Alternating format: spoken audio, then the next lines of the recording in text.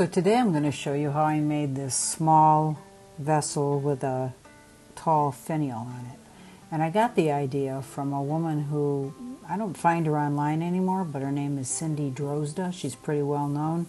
She used to go to a lot of the wood turning symposiums and teach, and she's really talented, and I really liked her work. So in honor of her, I'm trying to recreate things similar to what she's made.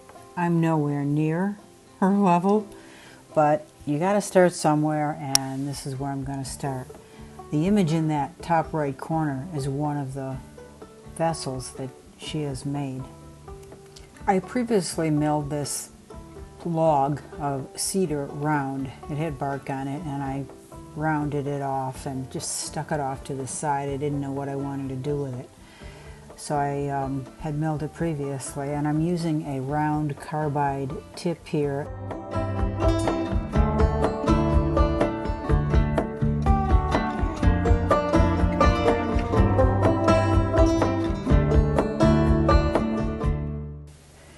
This is a mid-sized jet lathe that I'm using, and I have the belts. There's three three options: fast, medium, slow, I guess. And I have it set at the slowest setting, but it still starts at 500 and goes up to I think it's maybe 900 RPMs. So I start off, depending on what I need to do, slow, and then I speed it up. Right now, I'm pretty sure as doing this main milling, I'm at 900 RPM. I could turn it up faster, but I really didn't find a need, and I have a great respect for the lathe and what it can do if it flings off a piece of wood. I've gotten hit before, so I'd rather just play it safe. So I'm doing this about 900 RPM. So I'm kind of doing a dome shape, kind of like a Hershey Kiss, maybe a little bit more bulbous, full than a typical Hershey Kiss. Not that I have a thing for candy or anything.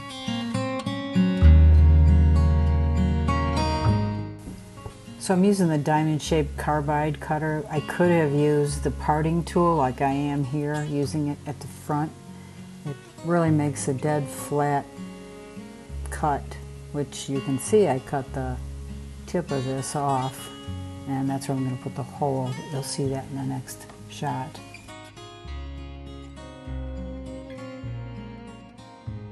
So I feel rather secure about not having a tailstock brought up. It's a small piece, and the chuck is held in there, holding the piece in there pretty well.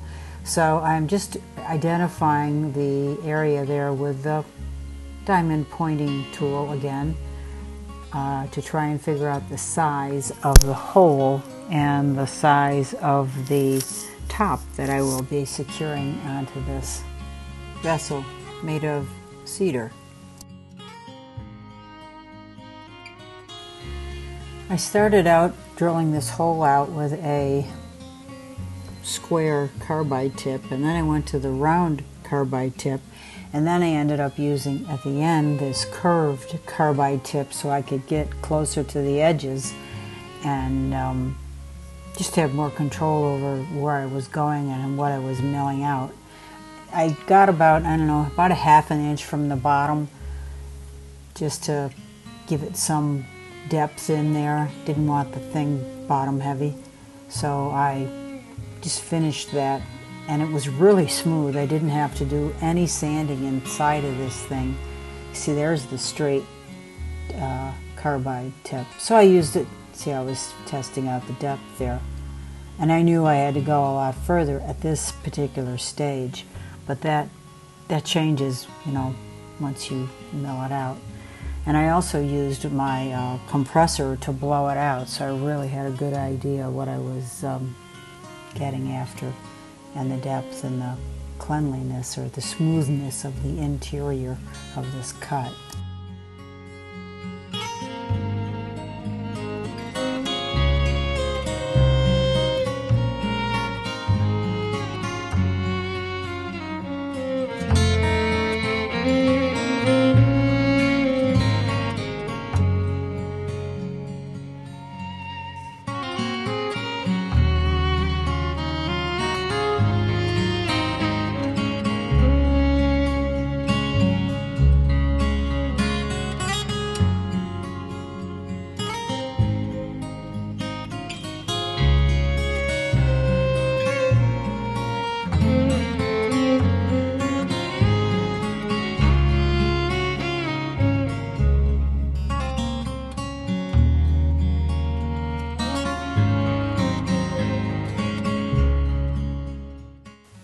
on to my favorite thing, sanding.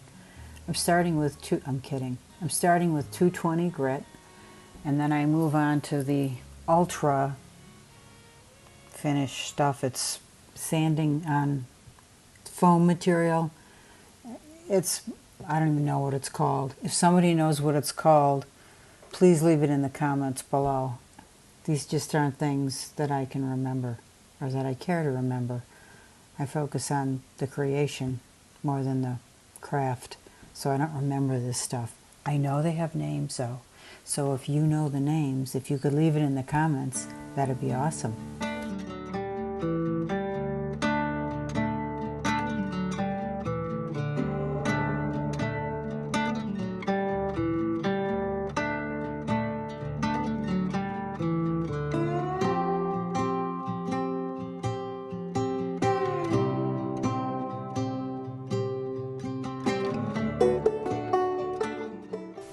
After I finish sanding with the 220, I move on to these grits. They're fine, micro fine, ultra fine, ultra fine. I don't know. They all got different names. But they make such an incredible and amazing finish. It's just hard to beat. So these things are definitely worth going through these different grits. I guess they're considered grits. And they're nice because they're malleable and you can shape them to whatever shape you're sanding. In this case, it's irregular, so that foam backing, it just works out really beautifully. Get some if you don't have them.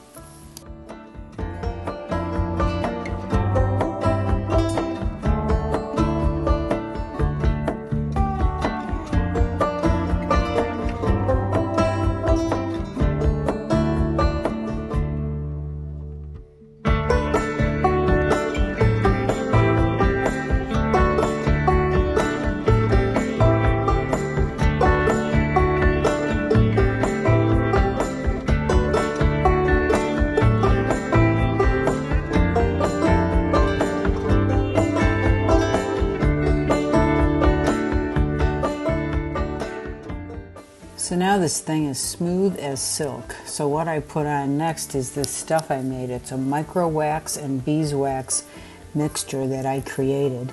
And it goes on beautifully, and I put it on, I use all different kinds of things. In this case I used 4/0 stainless steel. And I'm just rubbing it in right now, and just to get it in any cracks and crevices. Not that there's any cracks and crevices. It's really smooth after using that ultra fine mesh. I don't even know what it is. It's not mesh. Anyway, so now I'm going to use this steel wool and really make it look nice.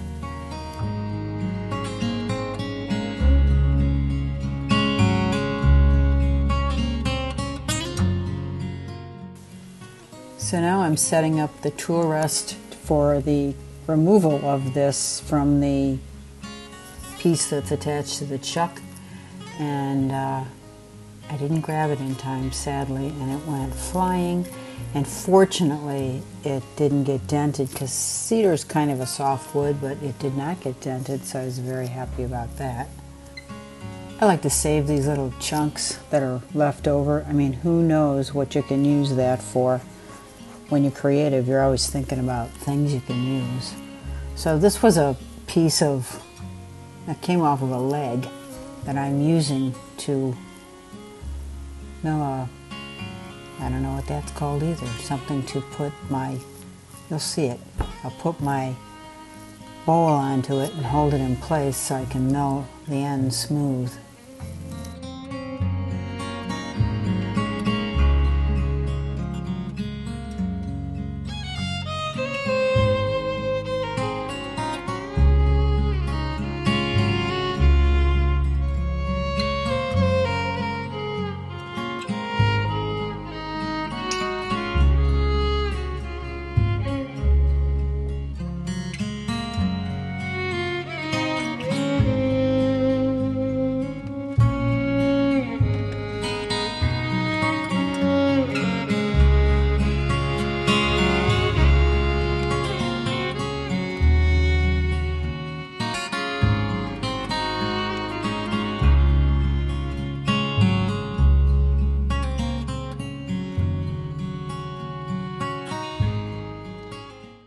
So although I've kept the bottom flat, I have just added, it slipped off center there, I had to readjust it. But I've just added, you can see how that curved it, how it caught the chisel caught the bowl. So I have to smooth that out. But I wanted to add just a soft curve so it wasn't a, this edge is a little abrupt, and I want to add a softer curve to it while keeping the bottom flat. And in part, the sandpaper does a nice job with that. But you can see that I have to chisel this a little bit more to get rid of that mark from the chisel when it came off of the tailstock.